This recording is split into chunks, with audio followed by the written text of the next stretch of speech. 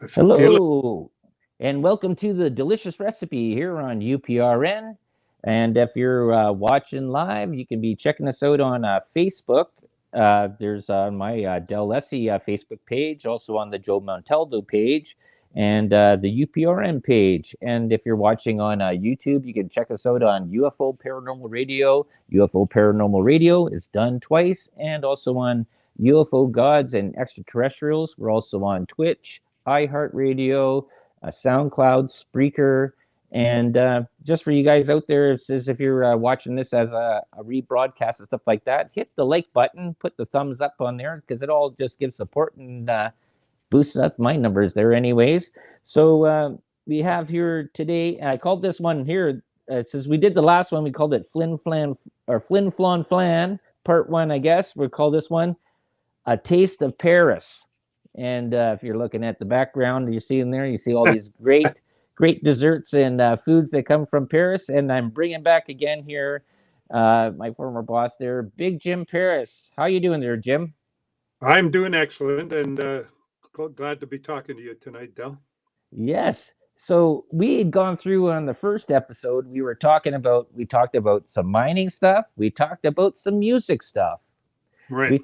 We talked about just interesting things, and we didn't even get into some of the parts there that I do on my show here is because I've been following this idea of weird occurrences in the bush, and I've been asking this question many times throughout the years, and I've been asking a lot of scholars and stuff like that and other authors and that go and deal with this.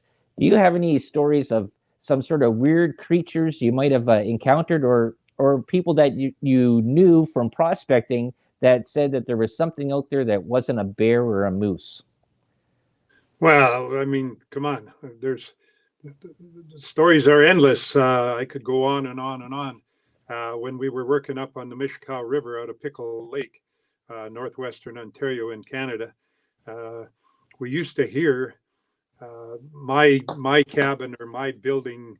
The engineer's tent where I stayed was up by where the core racks were, where we logged the core, where the helicopter pad was, and the rest of the guys were down in the bunkhouse, and then the cook was in the cook shack right down by the river, and we had this big beautiful river that flowed in right through the front of the camp there, but it was called the Mishkow River, and it flowed down about 20 miles into the Albany River, which is a big famous river, and that's the river that flows out to the bay there, and where the big Victor pipe was, the diamond mine that De Beers had. Right, that's the Hudson Bay, St. James Lowland area, right? Yes, that's Yeah. correct. Okay. So we were working on a gold property, and I mean, we're in the bush all day, working all day, and then we come in at night and have a meal, and work on our notes, get on the computers, whatever, and then of course it's bedtime. So sometimes you'd go out for a whiz at night, and there's the northern lights, just beautiful greenish, bluish, reddish colors, and then you hear this barking, uh, like a dog barking, Mm-hmm. and I'm thinking, well, it's got to be a fox or a wolf or some kind of animal like that, and go back to bed. A little while later, I hear again, and he's getting closer. So this went on a number of different nights that we'd hear this barking, and finally, I'm sort of we never did see the creature that was doing the barking, but it turned out that it was a type of owl, Oh, wow. an owl that barked. And one day he landed right on the satellite dish in front of the cook shack, and he actually barked at us. A couple of us were standing there doing the dishes, whatever, and this owl landed there. He wasn't very big. He was maybe about a foot high, Mm-hmm. and nice little owl. And he let a bark out of him, and that was how we solved the mystery. So when I came home back down to Thunder Bay, I looked it up in some of my books, and sure enough, there is a creature that barks like a dog. So that was Wow. one thing that was unusual, that I can remember just off the top of my head. There was, a lot of different times there was unusual things happened over the years. Uh, Sometimes when the ice is moving at night, when it's Oh yeah. when you've got the pressure ridges, and Hmm. sometimes that ice can make noises like a jet plane taking off. Right. And you hear this crescendo of noises, and then it wanes and ebbs, and then it comes back again, and you'd swear that there was a jet plane flying low right over you. Uh, Right. Okay, I've played this. I'm not sure if you've heard this before. I'm gonna play this for the listeners out there. I can see if I can turn this up a bit here. This is the creepiest thing I've ever heard, and I'll and if people were listening before, they might have heard this before, but let's see if I can get this to go. Uh, Go play. This is the craziest sounds that you'd ever hear from the bush, and you would think that there's a lot of animals out there. Okay, here we go.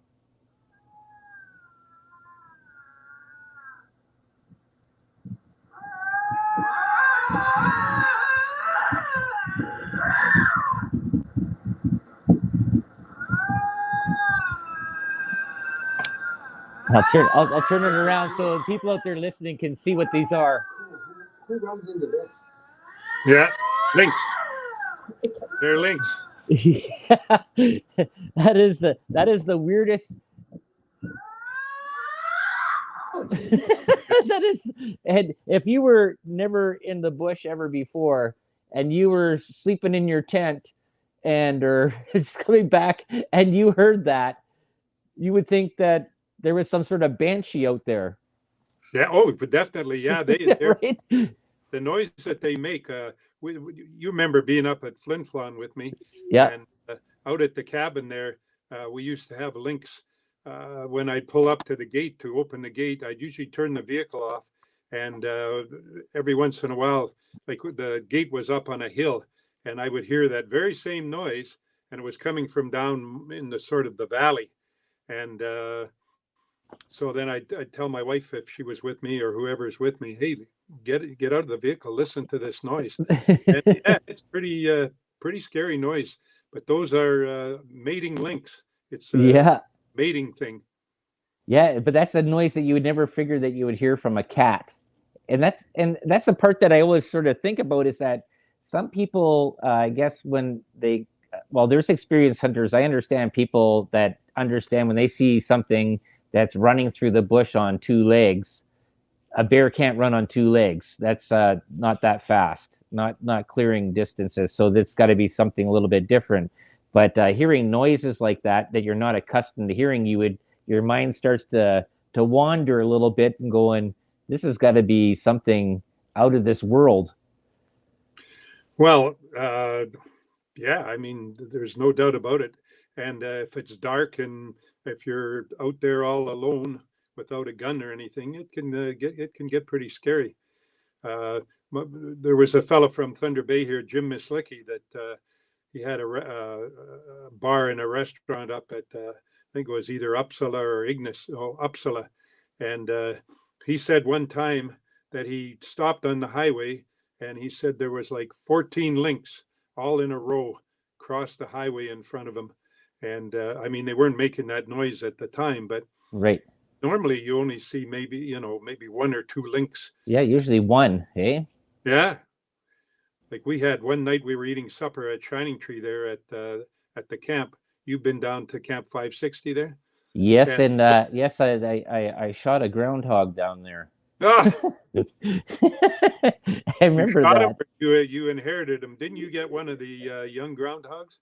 Well, yeah, well, no, that was the ones that we flooded out. I brought two back there, but there was the one there that we were down at the far camp, the one that the closest to the road, and the night before there was movement that was around the camp, and there was a bear that walked through the camp, and then the next day, I think it was me, Brent, and Ray Linky, and maybe Jason Storson was out there too, and then all of a sudden I think he brought his 20. Ray brought his 22, so we're out there just doing target practice, and all of a sudden, turn around, we hear all this scratching back by the camp. And go, hey, look at that! There's something. Maybe that's the thing that's scratching. I put it in the scope, and boom, right through the head.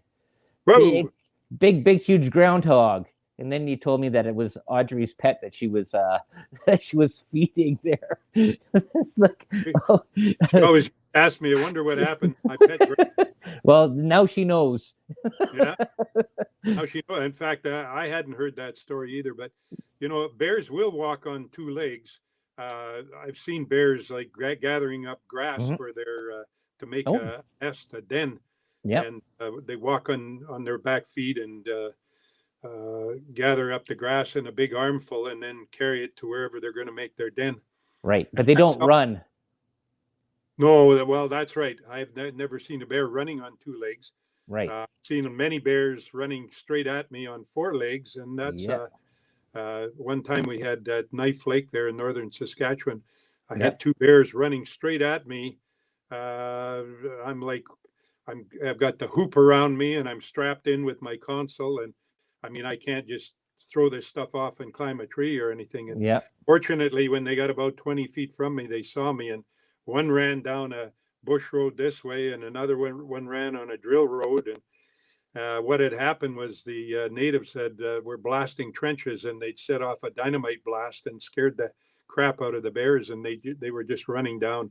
They were terrified. And uh, anyways, I yelled at my helper. I said, "Watch out! There's bears coming your way because we're tied together with the cable, 300-foot cable, Yep. doing geophysics, measuring into the ground." And he stepped out on one of the roads and he said, "What's that? I can't hear." Whoa! And the bear was right there, 5 feet from him. Yeah, I Oh, remember wow. I remember you telling me that story there. It says, yeah, it said it said you came back there, said the guy didn't have to go to the bathroom. He was all white there. He says he drained all the liquids out of his body or something like that. But actually, we had a native woman that was cooking for us, and she used to tell me some stories. I guess she was truly a Métis woman because her forebears, her grandfather was a Northwest Mounted Police officer, and the grandmother was from Cumberland Reserve in northern Manitoba. Anyways, she said that the way they used to hunt bears, the natives used to hunt bears, was they would sharpen up an axe, razor sharp, and they would go looking for a bear, cut a couple of sharp sticks, and the man would, when they encountered the bear, they would not attack him, but they would confront him and force him to stand up on his. A lot of times, bears will fight on their back legs, Mhm. and the woman would stay behind him he had the sharp sticks and she would have the razor sharp axe. And when they got closer and closer to the bear, and of course he's getting pretty agitated, and the man is poking him with these sharp sticks, and of course he's batting them around. Bears are pretty fast, and he's batting the sticks Yep. out of his face there. And they would get to a certain point where the bear was sort of preoccupied with him poking these sticks right in his face. And she would slip underneath him and take the axe and just split his gut, you know, make a cut right down there, and Yep. his guts would fall out on the ground. So, and of course, he would be immobile after that and die. Hmm. Hunting Yeah. bear. Well, that's the thing though, is like you have to do what you had to do, right? Well, yeah, and I mean, saved on bullets. Yeah, right. That's exact. I guess a lot of I guess city folk don't understand the whole importance about what is needed for survival just for yourself.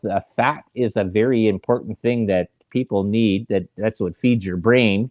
But hunting, and if you don't have the money to go and buy bullets or have the availability to get that, you have to use other techniques, right? Well, not only that, but I mean, it makes a clean kill. If you Yeah. sh- if you shoot a bear, and you may have to shoot him multiple times to kill him, then maybe you're going to spoil the meat. Any wild animal that you shoot several times, they're and especially if they run, and you're going to get contamination in the meat, and so this makes a clean kill. And I mean, there's no big secret that a lot of people eat bear meat.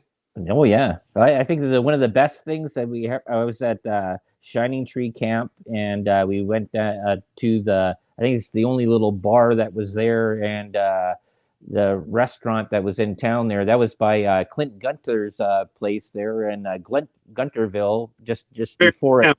Three Bears Camp. Yeah, Three Bears Camp, and went in there, and I think it was me, Brent, and maybe Ray was there this time there too. I'm not sure. And we were playing pool, and the guy had done up this bear roast, and he said, "Hey, do you guys want a piece and stuff like that?" And went like that, and it was like I think it was a blueberry bear. I think it had eaten blueberries or whatever, and it was like the most delicious roast that I had tasted ever. I was figuring that everybody always says bear meat tastes like a garbage pile. I guess that's the ones that are around cities, but ones that are out in the bush that are eating natural foods and vegetation and whatever stuff there, like it was like I was so surprised out of it. It was an amazing experience. Yeah, well, and again, it depends on how hungry you are, how the bear was killed, how they cooked the meat. There, so many different factors. Sometimes bear meat tastes like prospectors. And smells like prospectors that have been in the Yeah, bush for a week. we always used to say there's only one rule if you see a bear, and that's whoever there's two of you. Just make sure it's somebody that you can outrun. Exactly.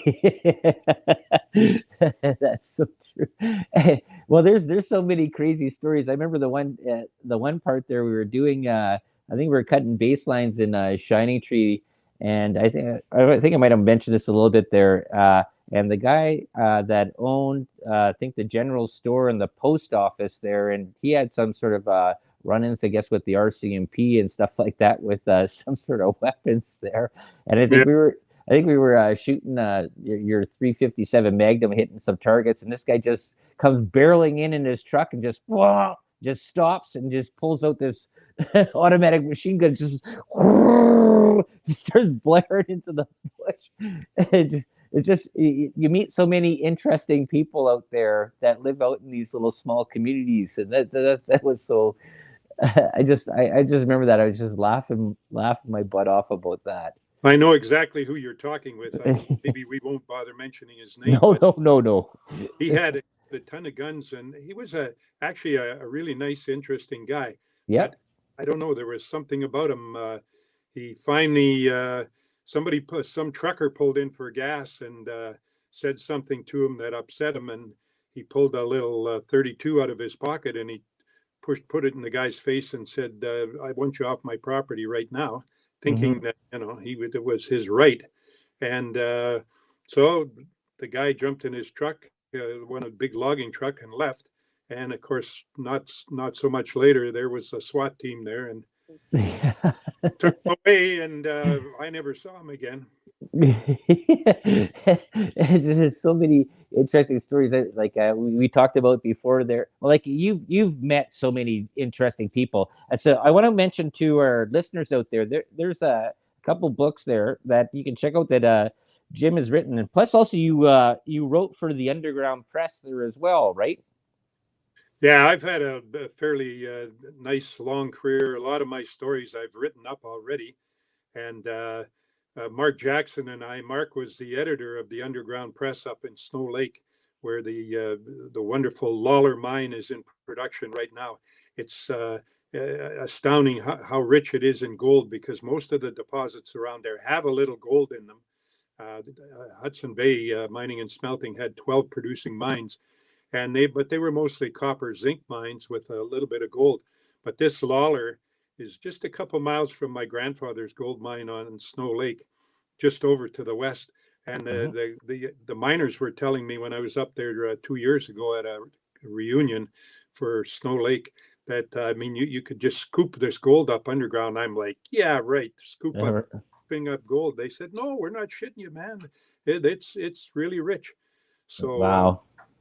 yeah, So when you're saying rich, how much would you say there per ton?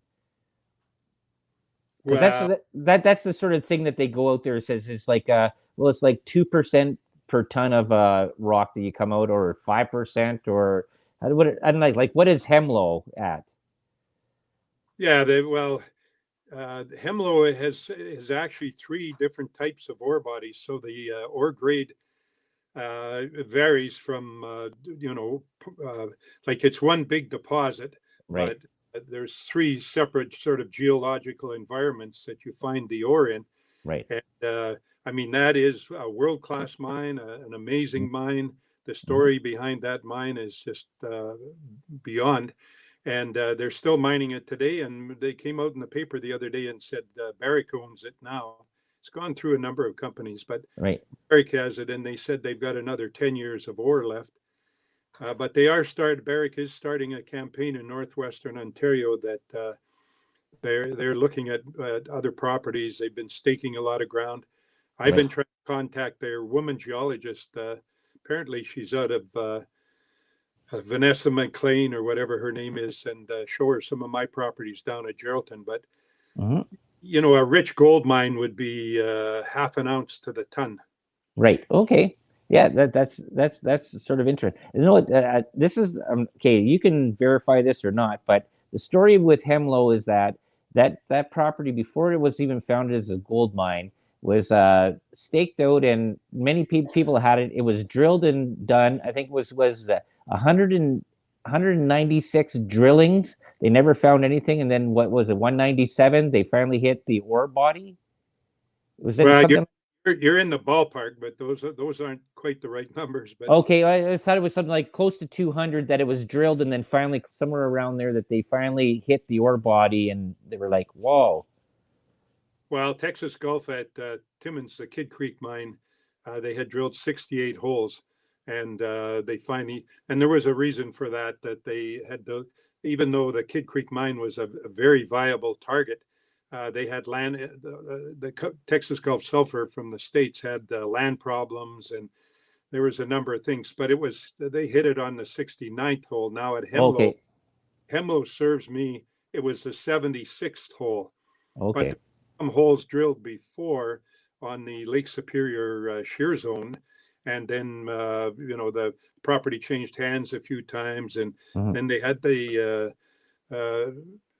company come, like Murray Pesum was involved with Corona, and they had drilled a bunch of holes already, and there was they got to a point where I'm trying to remember the story now, but anyways, I think it was the 76th hole where they finally hit ore at Hemlo. And then what Murray did, according to folklore, was he moved the drill over to a place where they knew they weren't going to get any gold at all. And they right, drilled 2 holes there, came out with the results. The stock went down. Murray bought it, a big chunk of it back up.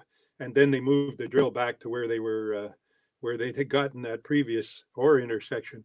But right. Murray passed away now, so we can't put him on a lie detector machine if So would that's you? true. So like I was involved in a couple of staking rushes, and there were some crazy ones. The one was in the Jacobies, which is in the Geraldton area there. That's where I nipped off the end of my thumb. But there's some crazy stuff that was going on. We talked about the part about Carl Forbes there trying to get Ben Johnson to go and run a claim for him there in one part. Right.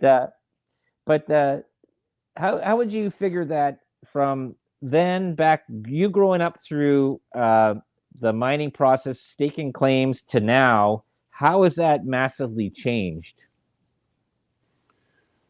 Well, in so many ways. I mean, in the old days when we had the staking rushes, we were pretty well invincible. Almost nobody could touch the crews that Carl and I had. And when we banded together, I would say we pretty well won every rush we went into.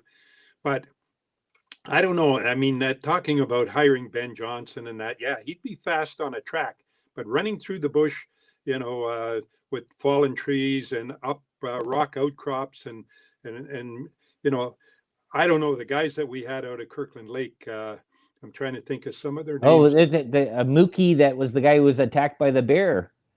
Remember? Well, Mookie was one of the crew. I don't think he was ever a runner because we had specific guys. Uh, you put me on the spot. I wish I could mention the guy's name offhand.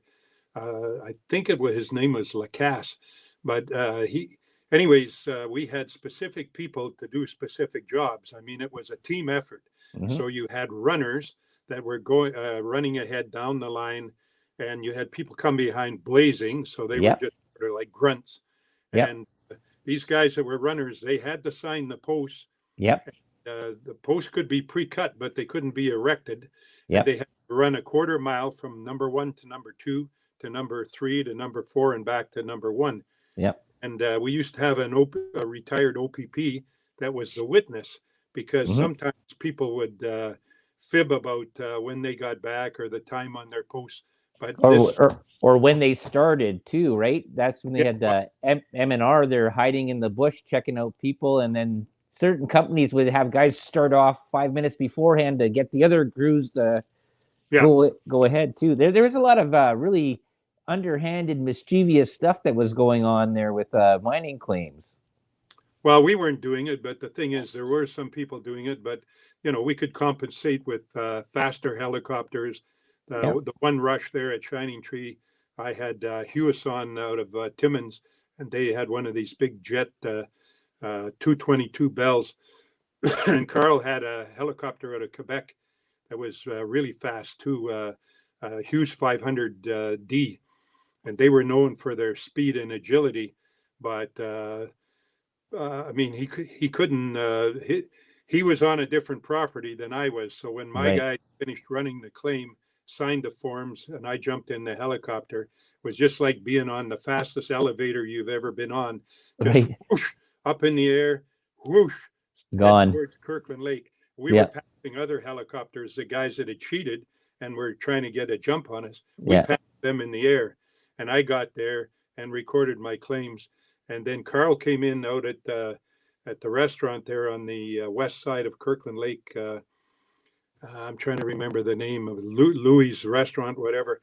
And he landed there, whereas I think it was Inco landed at the liquor store, which was only a block from the recording office. And Carl had a taxi waiting for him. Right. And then you have car races.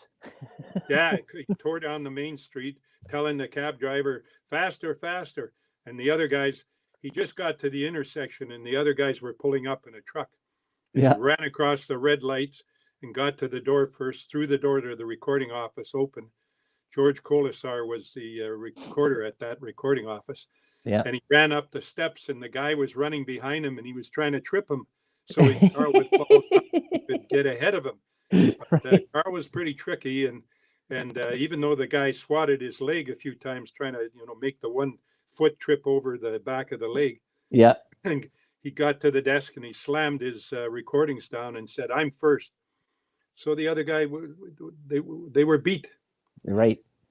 But that's how crazy it was back then. Now you were telling me now is that just people just have to go on the internet and just pay for the claim. Yeah, it's all done electronically now. Yeah. And claims that numerous people want, like say there's a property with a gold showing on it, and there's 3 or 4 different people know about it and they want it, and the claim runs, the expiry date comes along, and then the claim is open. Right. Well, the claim is supposed to be available for staking at 10 o'clock in the morning. Right. It's all 10 o'clock in the morning. In the old days, it used to be 7 o'clock, sometimes 8 o'clock in the morning. Yep. Now it's this MLAS system that they have. It's supposed to come open at 10 o'clock in the morning. But guess what? They can't get it to open at 10 o'clock in the morning. So I was talking to one of the miner recorders, and he said sometimes they try to make it come open at 5 seconds to 10, hoping that it'll come open at 10. And sometimes if they just open it at 10, it doesn't come open till 7 or 8. Or so there's people out there that are actually using 20 computers. So one computer is 1 second after, another computer 2 seconds after. So they cover that. It is going to come open within, say, 20 seconds. Right. So that computer is the one that they've got to type in their name and address and the number that they call them cells now instead of claims. Right. But for some reason, Quebec and British Columbia can get this correct, and they can open right at 10. But Ontario hasn't been able to solve the problem. And they've spent tens of millions of dollars working on this. Pardon me, but so far, and there is two guys that figured it out pretty good, and they're sort of computer rats or computer what do you call people that are expert on that, nerds? I don't know. Turds? See, No, nerds. nerds. You go Okay. turds, nerds, basement mums, or whatever, or children that never leave the basement. But the thing is, so how would you feel about that? Do you think that sort of lessened the part about the importance of us? Like the part about staking a claim was going out there and doing the work. And then there was a whole part about doing, like, I think it was like 74 days of work that you do there. And then you could hold over your claim for like 2 or 3 years. And there was a whole part about that was doing that. But if somebody could just be a computer nerd down there and have a couple bucks in their pocket and go, okay, I'm just going to use my computer and now I own this property and sell it off. He didn't have to leave his house. Yeah, well, the Ontario government has ruined a whole generation of us prospectors and miners, people that depended on claim staking for their living. You know, we would do our research. We'd go in the government offices and go through the files and do our research, maybe even go out in the bush. We'd talk to other prospectors. Hey, I know about this gold showing. And one thing that was important, there was a number of mines found by people that were cutting claim lines in the bush. They were actually in the bush cutting a claim line, and they either sat down to have lunch or they were climbing up a rock and pulling out some moss off to get up the rock. And there, lo and behold, was the quartz vein with some gold in it.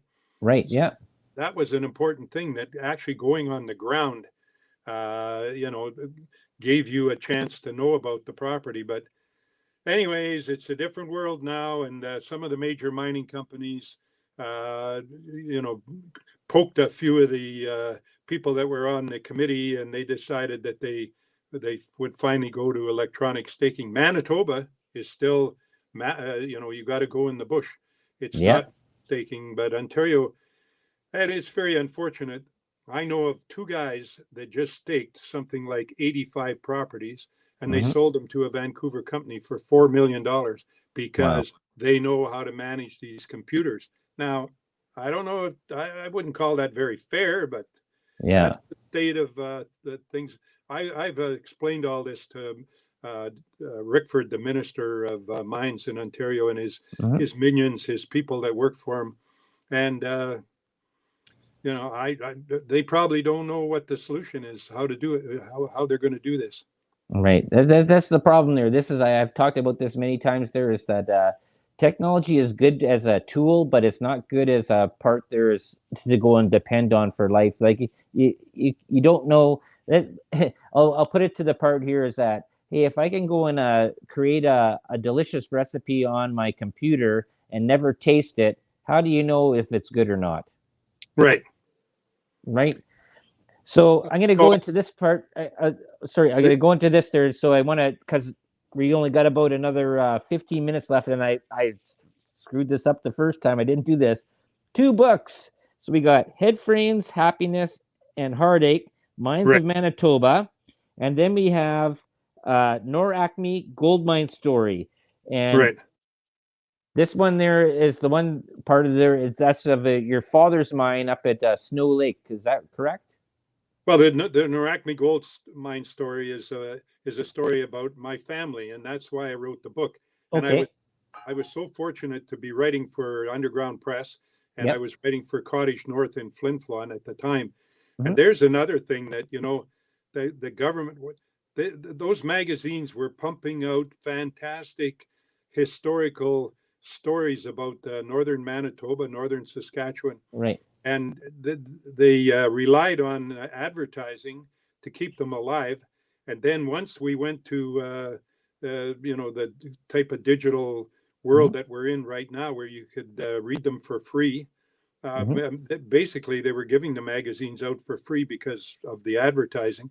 But got to a point where they couldn't afford to publish the magazine. And I always felt that the Manitoba government should have helped and kicked in some sort of, you know, recording the history of the province, because believe me, for the years, those magazines pumped out stories by different authors, myself included, Mark Jackson included. Hmm. It was the stories were fantastic, and a lot of the stories that I didn't write that other people wrote, I'm like, wow, I never knew that. Wow, up at Sheridan this happened, and up at Puckatawagan this happened, Right. and so it's really unfortunate. But the Can, book, can I ask you? Can I ask you a question there? This part here, anyways, is that is Manitoba more richer in minerals than Northern Ontario? Because I did a job there for Harris Rebar. I had to go and plug off a uranium mine 174 meters underground in Lac de Bonnet. And I was like, uranium in Lac de Bonnet, and then we have gold up in Flin Flon. We have all these other stuff there. And like your book here goes through like uh, stuff about minerals there. You figure Manitoba is prairie land, farmland. yeah, well, my back in the 50s, my dad wanted Manitoba to separate. He wanted to call the province Precambria because the southern part is where the main population is, and that's the farming land. And then Yeah, about half of Manitoba and about a good chunk of Saskatchewan and a little bit of Alberta is all Precambrian geology, where the minerals are. right. To answer your other question, no, Manitoba has a lot of base metal mines, copper, zinc, but Ontario has a lot more gold mines.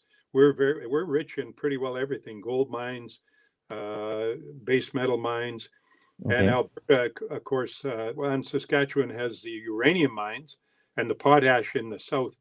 But my Hmm. dad was, government by the people, by the northern people, for the north. Uh, but the votes, it's like northwestern Ontario. Yeah. Where is the voting population that elects these governments? It's down in the Toronto, in the GTA area, not Yes, up. I've talked about this many times for 3 years since I started my show here about Northern Ontario should be a separate province from Southern Ontario. When Don McKinnon and John Larch, basically they were the ones that got the big reward out of Hemlo. They were the ones that staked the claims. McKinnon had the foresight, and he was very, uh, you know, very much in favor of northwestern Ontario, well, and northeastern Ontario, Timmins, Kirkland Lake, that whole area there. Hmm. The area where Hemlo was found was sort of in the middle of those, and he really wanted to break away and form our own province. And of course, it can never happen. A lot of people have come up with the idea in the meantime, as well as Don McKinnon, myself, my dad, yourself, but it'll never happen because the votes are down in the southern part of the province. Yeah, exactly. But Yeah. to get back to the book, this Okay. was a story I wanted to write, and Mark was fantastic because my grandfather came back from World War I badly wounded. He'd been hit by a shrapnel blast, 28 pieces of metal. I've got his mirror right here behind me on the shelf. And if it wasn't for that stainless steel mirror being in his tunic pocket in September 29th, 1918, in a certain battle, when he got hit by the shrapnel blast, one of the pieces hit him right in the chest. Would have killed him dead. But fortunately, because his mirror was there, it hit the mirror, bent the mirror all out of shape, but it went off through his rib cage. Oh, wow. So it didn't kill him instantly. But he would have bled out anyways if some of the other troops hadn't found him. But he came back, definitely had PTSD in a bad way, but they didn't call it that then. They called Hmm. it being shell shocked. Right. Well, anyways, he came back. He spent months in a hospital in England and London, and then back in Canada. He spent time in the hospital, but he lost half of his one hand and walked with a bad limp. And he'd go in to apply for a job, and people would see this old, and he was almost 40 years old when he enlisted. Everybody else was 22, 20. People that lied about their age, 16, they Right. wanted to go and fight in the war, and they all called him Pops. So he came back, couldn't get a job. One day he got in a canoe in Saskatoon, paddled up to meet a couple of guys in Snow Lake that had a property up there, and they worked on it all summer. Hmm. And when the Assays came back, they were called the Bounter brothers. And when the assays came back, they weren't too encouraging. So they left and went back to Saskatoon. My grandfather stayed, and he was determined that he was going to do more prospecting. And one day he was paddling along, late fall, the bays were freezing, and he knew he was going to get trapped. And that would be because he had to cross Wekusko Lake to get back to the railway. Mhm. And the leaves were off the trees, and he looked up on a hill, and he could see all this rust up there. And he went up with his gold pan, because everybody carried a gold pan in those days. Okay, so for the listeners out there, what would rust be into? That'd be something that would be on the quartz that you'd have some sort of mineralization, some sort of metal, correct? Yeah, it would be the pyrite that was associated with the gold. In this case, in my grandfather's ore, it was arsenopyrite mostly. And when that oxidizes and weathers, it gets, it turns rusty. And same pyrite, arsenopyrite, iron will rust. And so he put some in his pan, went down to the lake, swished it around. My God, he saw little grains of gold in there. So, and what had happened was the ore body was under about 6, 8 feet of clay, and the groundhog, we're talking groundhogs again, the groundhog dug down his hole. Yeah, And the groundhogs have those little other holes that they have, so that when something comes after them, some yeah, animals can kill a groundhog, they can get down the hole, but yeah, the groundhog has other hole, like other channels, yeah. tunnels that he can run in, and so he can evade the predator that's trying to get him. So the And listeners out there, just to know, is that a groundhog has 7 front doors to his lair. yeah, well, front doors, back doors, side doors. Yeah, When he got down to the rock that was 6 feet under the clay, he started scratching around, and he was digging up this rust and arsenopyrite, taking it back up and spreading it around the top of his hole. Probably been doing this for a few years before my grandfather came along. mhm. So then he knew that when he saw the gold in the pan, he said, I got a stake here.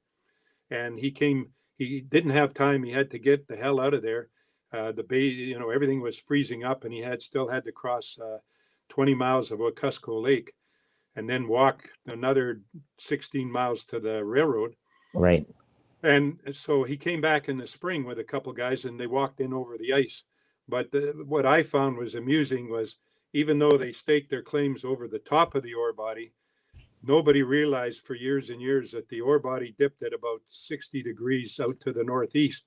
So for years, if anybody had a staked out to the northeast, uh, they would have had most of the ore body covered. But Right. When they got underground, they found that out, and pretty soon, bam, bam, bam, they had Right. everything staked up. And just for people listening out there, is that the way a lot of things with geology goes there, where ore bodies are, they go. The term is like almost like lenses, right? They can be like they can go straight up and down. They can go off at an angle. They can skew. They follow Yep. uh, whatever things are. So there's a term that was called lenses. I was watching this thing there too that they kept on mentioning about jade properties up in northern BC and stuff like that. But you get an area where the body of ore is there, and you could explain this a lot better than me. Is through, I guess, it's vulcanization, right, where stuff comes up through the mantle and it spews out there. Same thing with diamonds, I guess. Say with kimberlites. Well, that's the thing that's so intriguing and fascinating about geology, is that these deposits can be found in many, many different types of settings. The rocks were originally, the surface, the Earth is a piece off the sun, and when the Earth was cooling, it was like a porridge where you had all these bubbles going. You've seen a porridge cooking, Yep. bubbles here and over there, and that's what the surface of the Earth was like at one time. And then when the rocks solidified, and then there was areas that were turned up by upheaval close to vertical, and then they were weathered down, and the sediments flowed into basins, and then there was so many different processes. Right now, the main thing that's happening in geology is uh, a good 70% of northwestern Ontario is intrusive rocks, like they're called plutons, stocks. Right. The stock is a small pluton. A pluton is a huge, and the rocks that have usually produced the ore bodies are in the minority, and now they found out. No, everybody thought these plutons were useless and they didn't bear any ore. But now the Cote mine down at by Shining Tree there, that IM Gold has, they Yeah. found out that there's shear zones in these plutons, and they've been drilling them and finding out, lo and behold, that some process either by the flow of fluids has Right. brought the gold up into these shear zones. But you're right. I mean, a lot of base metal deposits are sheet-like. Yeah. Some are the Lawler deposit is a whole series of lenses that goes down on an unconformity. And fortunately for Hud Bay Minerals, some of the lower ones are very rich in gold. Okay, we only have about 5 minutes left, and this is a question I've been asking a lot of authors, researchers, and stuff that I've had on here on my show here. Now, this is the part there. It's that why gold? Okay, it's like who was the first person that was on this earth that said that gold was important, that we needed to have it? Do you have any stories of that? I've asked many people. I've heard lots of theories. I've heard lots of different speculation about this, because you figure that the most important thing for a human would be clean water and food. But Right. we've put this emphasis on gold being so important, and then we have like what Canada did. We got rid of gold as the gold standard. We went to fiat currency, so we got rid of that part out of there, and a lot of other things. But do you have any sort of theory on why gold became so important? Because there's other minerals out there that are way more precious than what gold is. Well, yeah, and early people were mining things like silver and copper and making arrowheads. You know, there was a lot of mining went on. Gold was mainly always more ornamental, and Right. then Romans came along. They were making gold coins, and that was Mhm. a form of currency. But But traditionally, before that, even though, like, where was who was the person that said, "Hey, gold is important," and what was the purpose of collecting gold? well, that's a good question, and I don't know if I've got a specific answer for it, but I mean, the Romans, there was gold mines in Spain, and then when they depleted those, the, the the Spaniards and the Portuguese started going over and basically robbing the natives that had mined gold. Hmm. But like gold is soft and malleable, so it's Right. easily Yeah. made into not trinkets but ornamental Hmm. decorations. But if you've ever seen a nice piece of beautiful free gold, it has a magical quality to it that like Right. it's the luster of gold is does something to a human being's brain. I know it does. Mine. That, I mean, it's a beautiful thing. Natural, free gold, like up at Red Lake, where they have Mhm. some of the mines, and they mine these big pieces of gold. When you look at that, I mean, it just turns you on, turns me on. Okay, so then now we're getting into the Lord of the Rings, my precious. Right? All right, But well, go with that. So okay, we'll tell everybody where they can go and pick up your books there, and where they can check you out there, Jim. And because we only got about a minute or two left there in the show. yeah, well, I mean, I like to say I'm the man of 1,000 stories, and I'd like to espouse that why I'm the guy. I'm the guy that flew with Canada's most famous cannibal at one time, and then he crashed a plane with my dad.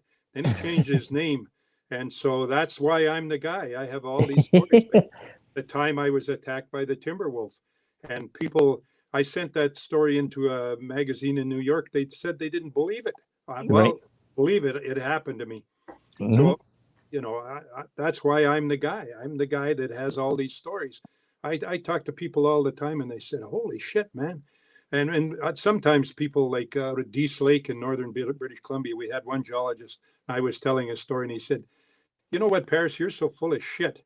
I said, "No, I'm not full of shit at all. I don't have to bullshit people with because I have so many good, true stories, Yeah. and I'll prove that." Yes. Well, I'll write that's another book. awesome. I'll write another book.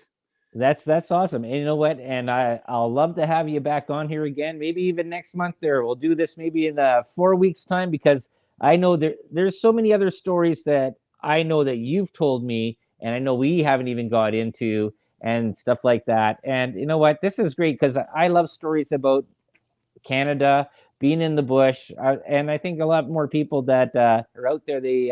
I bet you they have some stories there too.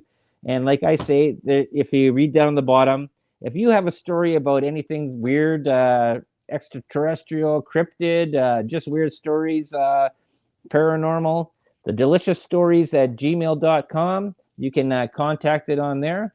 And you check me out here on UPRN. We are at 7 p.m. Eastern Time, 6 Central. And I'd like to thank Jim for coming back on here again. We can probably do a part 3 again. Well, even my name, James Paris, that's a fictitious name. My real true name is Jez Mathieson. And my grandfather changed his name when he escaped from Custer's army and came up to Canada. And See? he changed his name from Jez Mathieson to James Paris. We have no idea where the hell he got the name Paris from, but I mean, there is other spellings now that I found that people have that name. But so there's no end to the stories, Del. No end. Awesome. Awesome. Well, we have to end right there because we have another show there coming up there. No, I want to thank you again for being on, and we'll talk again after this ends. And thank you, Errol, for tuning in there to the delicious recipe. Enjoy Easter. Will do. Have some nice Easter bread. Some